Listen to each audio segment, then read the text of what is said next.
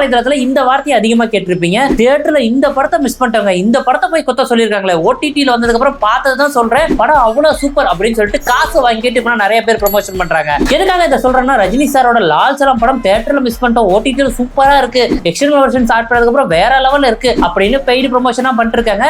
இருந்தாலும் இந்த வார்த்தைக்கு ஒரு சில படங்கள் ரியலாவே செட் ஆகும். அந்த மாதிரி ஒரு படம் தான்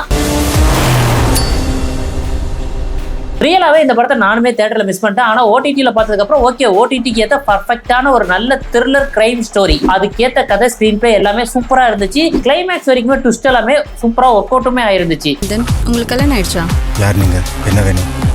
என் மொத்த லைஃபையும் இந்த படத்தை ட்ரால் பண்ண ஒரு டீம் இறங்கி இருக்கு. ஆனா இந்த படத்துல ட்ரால் பண்றதுக்கு எந்த விஷயம் இல்லங்கிற ஒரே ரீசனால இந்த படத்தோட ஹீரோயினி, அதாவது இந்த படத்தோட ப்ரொடியூசர் ஹீரோயினி 2 பேரும் ஒருத்தர் தான் அவங்கள ட்ரால் பண்றாங்க. அவங்களோட ஆக்டிங் சரியில்லைன்னு சொல்லியிருந்தா கூட நான் சந்தோஷப்பட்டிருப்பேன். ஆனா அவங்களோட ஃபேஸ் சரியில்லை, பாடி ஷேமிங் பண்றது நியாயமே இல்லை.